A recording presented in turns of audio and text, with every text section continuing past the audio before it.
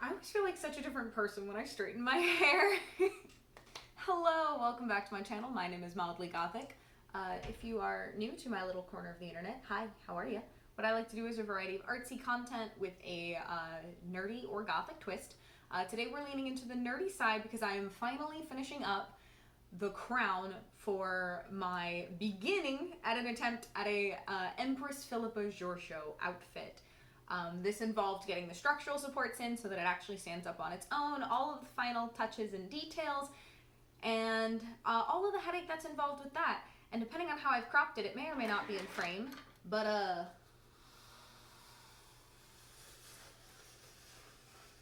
it's here. It's a little unstable on the wig stand, and I'll put it on. I'm going to talk about more of the final product in the outro.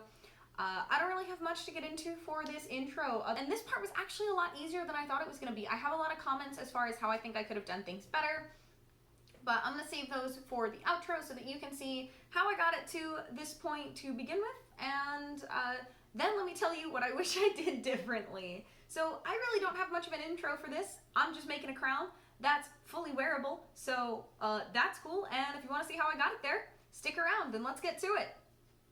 First things first, I need to address my biggest problem with the crown that I mentioned at the end of the last video. I didn't like how those three tall black spires wobbled, and also after looking at more photos of it, they weren't accurate either. I found these tall black just beads, and these looked so much more accurate. So I clipped off the three from the crown, I rethreaded some thick wire, made a small bend at the top as a stopper, and alternated the tall new column beads and then the original oval and diamond beads to kind of give a little bit of a different texture. I used the lengths of the original three to help me make sure that I was keeping the lengths of these new pieces consistent. Once they were made, I tried to straighten them out, which didn't end up mattering because I manhandled them a lot later. And luckily, these were all at points in the crown where there was kind of a good enough gap that I was able to wrap the wire around and secure with hot glue pretty much the same way as I did all the pieces in the first place. And I'm really happy with this decision. It was kind of really annoying, but it resulted in the crown honestly just looking that much better. I know it's a super small change, but man, did I think it made a difference. So the pieces I decided to use for supports are the long stems from fake flowers that I've used in projects in the past. I'm a big fan of not throwing out scraps if they are likely still going to be useful, and large lengths of pretty sturdy metal seemed like it was going to be pretty useful, so I kept them around. I had to decide on an arbitrary length I wanted them to go up the crown, and then just the rest was going to go over my head, and that's kind of how I made that determination. So I just bent by hand two different pieces because one was going to go on the front and one was going to go on the back, so they were going to be on the flip side supporting one side of the crown, and I just used the styrofoam head to kind of help me bend that shape in place. So I don't really cover much of the process of how I did any of the foam here, but I used Plasti-Dip spray as a sealant, and then I actually painted these curved pieces twice. I spray painted them the first time with something that I found, and then the ones that I actually used for the crown I just sealed with Plasti-Dip, and I painted by hand with this gold paint. I did 2 layers of this very bright gold, and then one of the more muted gold tone that actually ended up matching that vinyl color perfectly, because the vinyl was a weird color of gold, and I was doing my absolute best to color match it. The other reason I had to do these twice is the first time I did not use the heat gun to actually mold them into the curved shape that I wanted, so I remedied that with the second set. The other modification that I needed to make to these was to carve out a space for those floral wire pieces. And unfortunately, there was going to be no way without completely compromising the structure of this semicircle to really get it as empty as I needed. But I was really looking for it to at least not sit exactly on top of the floral piece and to have it be somewhat nested, which ended up working. I just used a box cutter for this and just kind of hacked away at it and pulled it out until I thought that the canal was deep enough for my purposes. Now to actually attach the floral wire. Supports.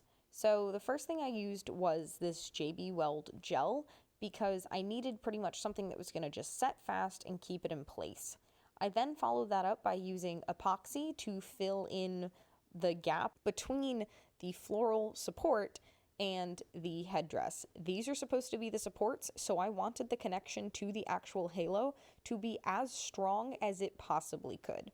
So that's why I used kind of a mix of things, used the quick set stuff first, and then followed it up with just 5-minute epoxy. This is the process I repeated for both sides of the support, so I'm just gonna breeze through the video of this second piece. Now this was the most crucial step. So I used my mic stand to support the crown. I have two things that I can use to record videos. I have either a tripod or that mic stand that I can clip my phone mount to. But in this case, I used it to support the crown. And I'm using a third piece of floral wire in the center. So I connected the two front and back supports first to the crown to give it that stability. And I am now using 5-minute epoxy to connect that center headband to the crown and side supports at those endpoints. And I let this sit for a full 24 hours without touching it because I wanted to ensure that it cured. The moment of truth. Standing completely under its own weight. Yeah! Now that the bulk of the supports were in, it was time to address the fact that you can see that the other pieces are not connected to the other end of the headdress. These don't have to be structural, so I just wrapped some wire, the thick wire that I have, around the end of the crosshead support and then also the base of where the crown attached. These were not designed to be structural, these were simply designed to hold the ends in place.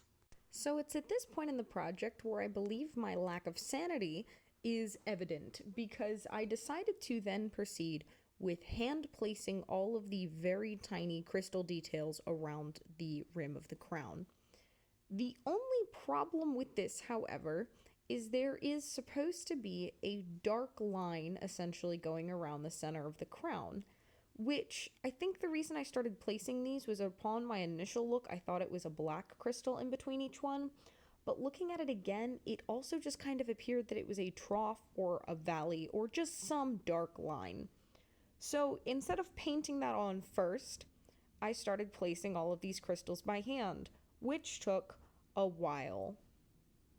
These were all just some sticker sheet I found from Michael's, and what I should have done is actually used not just the glue that was on the stickers and also actually applied some additional glue to the base because some of them have been falling off as I manhandled the crown throughout the rest of this process.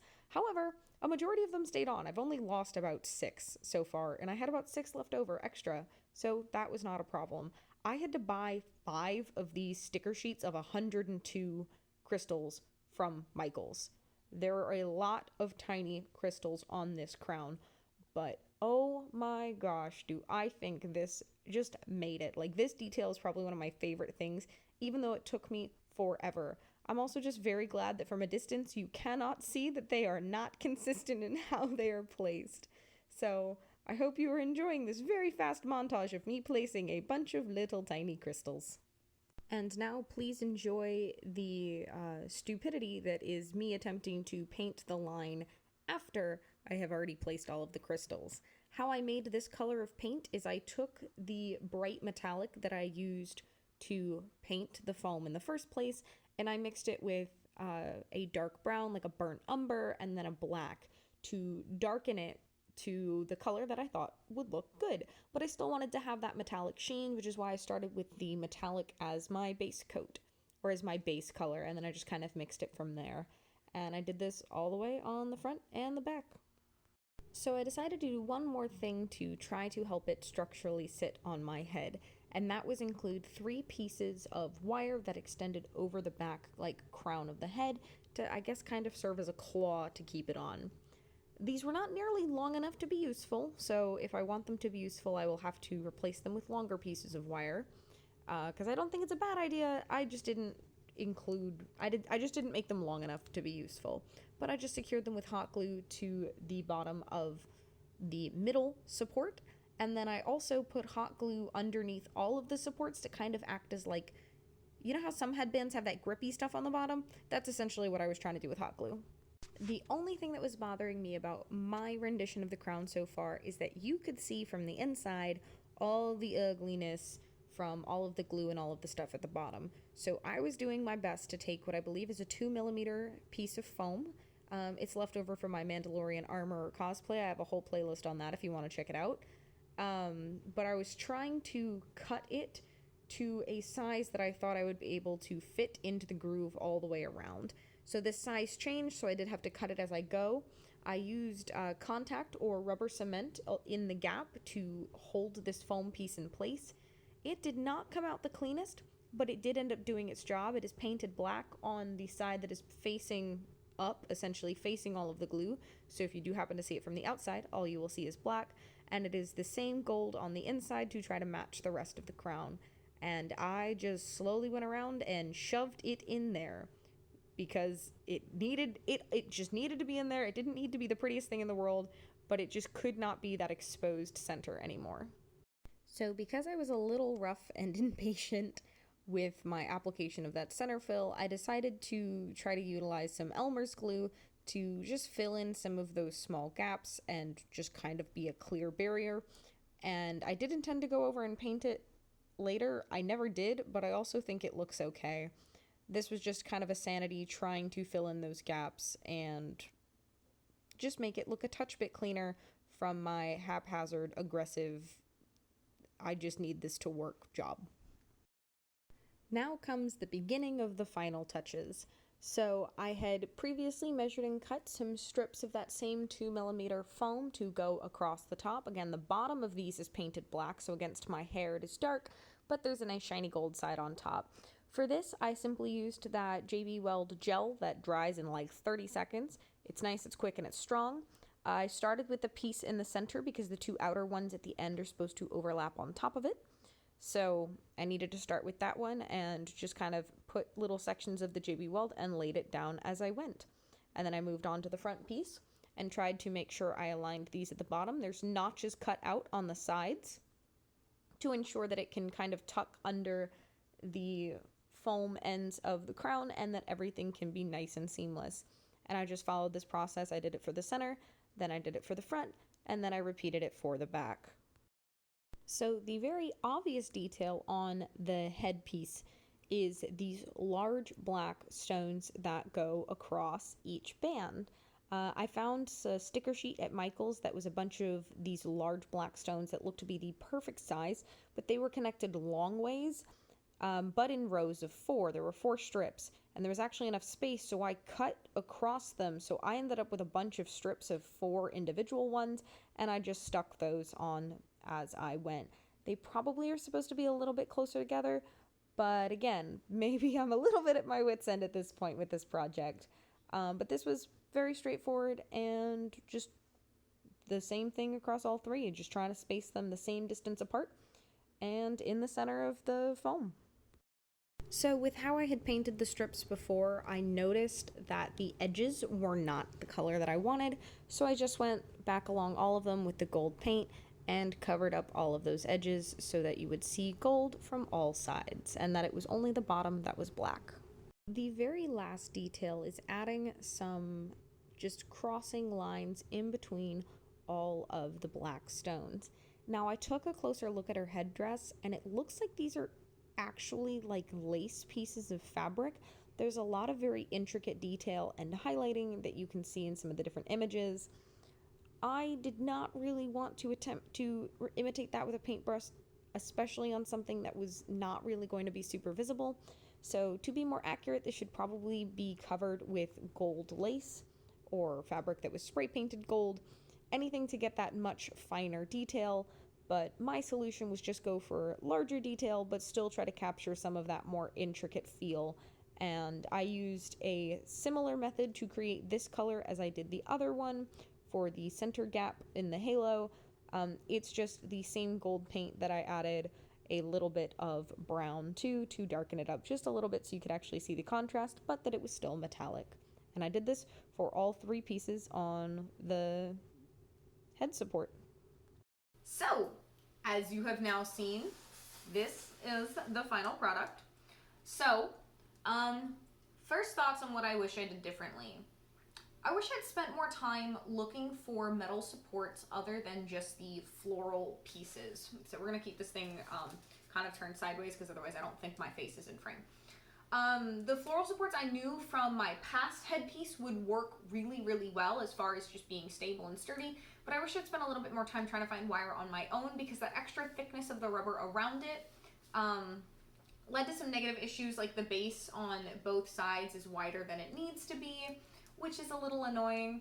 I need a actual life cast head that doesn't wobble like this freaking foam thing does. Also, this foam's head is technically tilted, so that was maybe not have realized that until it was a little too late. I wish I had found some really nice lace for, I probably talked about it, these strips on the head, because it's really supposed to be this lace texture.